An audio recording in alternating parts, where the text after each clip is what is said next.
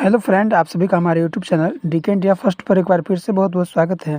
दोस्तों, आज केंद्रीय सूचना आयोग का जो पहला पार्ट का वीडियो जो आपको मिला था, उसी का जो है ना दूसरा पार्ट आज वाला वीडियो है। तो इस वीडियो को आप अंत तक वॉच कीजिएगा। दोस्तों, आज के इस वीडियो में केंद्रीय सूचना आयोग की जो शक्तियाँ हैं और जो कार्य है, इसके बारे में बताने वाला हूँ। तब इस वीडियो को अंत तक देखिएगा, क्योंकि पिछली क्लास में मैंने बताया था कि जो केंद्रीय सूचना आयोग होता है, इसके बारे में बताया था कि इसकी स्थापना कब हुई थी और इसकी जो संरचना है उसके बारे में बात किए थे। इसमें कितने आयुक्त होते हैं, ठीक है। और जो केंद्रीय सूचना आयोग के जो आयुक्त होते हैं, उनका जो कार्यकाल और जो भी सेवा शर्तें हैं, जो भी वेतन और भत्ते जो मिलते हैं, वो कैसे मिलते हैं और कितना मिलता है, ठीक है।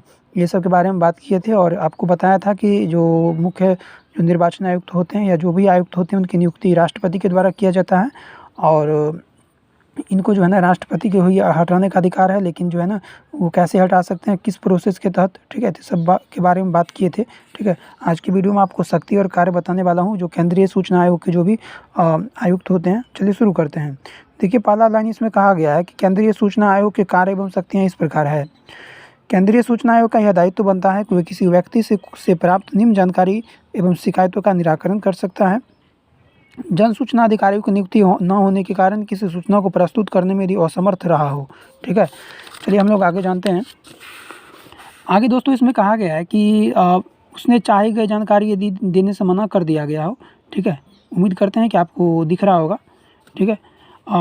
आगे उसने कहा है कि उसने चाही गई जानकारी निर्धारित समय प्राप्त न हो पाई हो, ठीक है। यदि उसे लगता है कि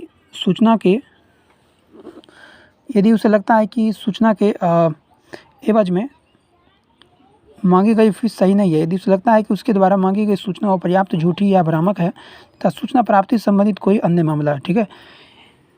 आगे दोस्तों इसमें कहा गया है कि यदि किसी ठोस आधार पर कोई मामला प्राप्त होता है तो आयोग जो है ऐसे मामले की जाँच का आदेश भी दे सकता है। स्वप्रेरणा शक्ति के तहत जाँच करते समय निम्न मामलों के संबंध में आयोग दीवानी न्यायालय की शक्तियाँ प्राप्त होती है।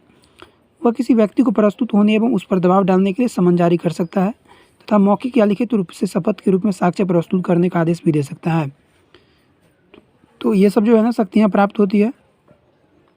आगे इसमें कहा गया है कि किसी दस्तावेज को मांगना और उसकी जांच करना, शपथ पत्र के रूप में साक्ष्य प्रस्तुत करना, साक्ष्य समझते हैं ना, प्रूफ, ठीक है। किसी न्यायालय या कार्यालय सार्वजनिक दस्तावेज को मांगना, क्योंकि ये सब जितना पॉइंट है वो आपको जो है ना लिख लेना है, ठीक है। क्योंकि ऑब्जेक्टिव फॉर्मेट में भी ऐसे प्रश्न आपको देखने को मिलेंगे और सब्जेक्टिव फॉर्मेट में भी ना ऐसे प्रश्न जो है ना आपको देखने को मिलेंगे। किसी गवाह या दस्तावेज की जांच करने के लिए समन जारी करना तथा कोई अन्य मामला जो निर्दिष्ट किया जाए। अगला पॉइंट है, शिकायतों की जांच करते समय आयोग लोक प्राधिकारी के नियंत्रणाधीन किसी दस्तावेज या रिकॉर्ड की जाँच कर सकता है और इस रिकॉर्ड को किसी भी आधार पर, यानी ये जो रिकॉर्ड है इसको किसी भी जो आधार पर जो है ना वह जो है प्रस्तुत करने से इनकार बिल्कुल नहीं कर सकता, ठीक है। दूसरे शब्दों में यदि बात किया जाए दोस्तों, तो जांच करते समय सभी सार्वजनिक दस्तावेज को आयोग के सामने जो है ना प्रस्तुत करना कंपलसरी होता है। आयोग को ये पावर है, ये जो केंद्रीय सूचना आयोग है इसको बहुत सारा पावर दिया गया है। इसके पास पावर है कि वह लोक प्राधिकारी से अपने निर्णयों का अनुपालन सुनिश्चित करेंगे और इसमें सम्मिलित है। इसमें क्या क्या सम्मिलित है थोड़ा हम लोग जान लेते हैं। किसी विशेष रूप में सूचना तक पहुँच, जहाँ कोई भी जन सूचना पर अधिकारी नहीं है वहाँ ऐसे अधिकारी को नियुक्त करने का आदेश देना, सूचनाओं के प्रकार या किसी सूचना का प्रकाशन करना। आगे दोस्तों कहा गया है कि रिकॉर्ड के प्रबंधन, रखरखाव और विनिष्टीकरण के रीतियों में किसी प्रकार का आवश्यक परिवर्तन, सूचना के अधिकार के बारे में प्रशिक्षण की व्यवस्था। इस अधिनियम के अनुपालन के संदर्भ में लोक प्राधिकारी से वार्षिक प्रतिवेदन प्राप्त करना। आवेदक द्वारा चाही गई जानकारी के न मिलने पर, उसे क्षति होने पर लोक प्राधिकारी को इसका मुआवजा देने का आदेश करना। इस अधिनियम के अंतर्गत अर्थदंड लगाना तथा किसी याचिका को स्वीकार कर देना, ठीक है। तो ये सब जो है ना शक्तियाँ प्राप्त है किसको, केंद्रीय सूचना आयोग को, ठीक है। तो इस जितने भी जो शक्तियाँ पावर है ये आप जो है ना एक बार देख लीजिएगा सरसरी निगाहों से, ठीक है, ताकि आपको याद रहे। आगे कहा गया दोस्तों 6 पॉइंट कहा गया है कि इस अधिनियम के क्रियान्वयन के संदर्भ में आयोग अपना जो है ना वार्षिक प्रतिवेदन केंद्र सरकार को प्रस्तुत करता है। देखिए यहाँ से जो है ना इंपॉर्टेंट क्वेश्चन बन सकता है कि ये जो अधिनियम है इसके क्रियान्वयन के संदर्भ में जो कमीशन है यह जो है ना अपना वार्षिक प्रतिवेदन केंद्र सरकार को प्रस्तुत करता है। केंद्र सरकार जो है इस प्रतिवेदन को दोनों सदनों के पटल पर रखता है। दोनों सदन कहने का मतलब जो लोकसभा है जिसे हम लोग निम्न सदन कहते हैं और जो राज्यसभा जिसे हम लोग उच्च सदन कहते हैं उसके पटल पर रख सकती है। आगे कहा गया है कि जब कोई लोक प्राधिकारी इस अधिनियम का पालन नहीं करता है तो आयोग इस संबंध में आवश्यक कार्रवाई भी कर सकता है और ऐसे कदम भी उठा सकता है जो इस अधिनियम का अनुपालन सुनिश्चित करेंगे।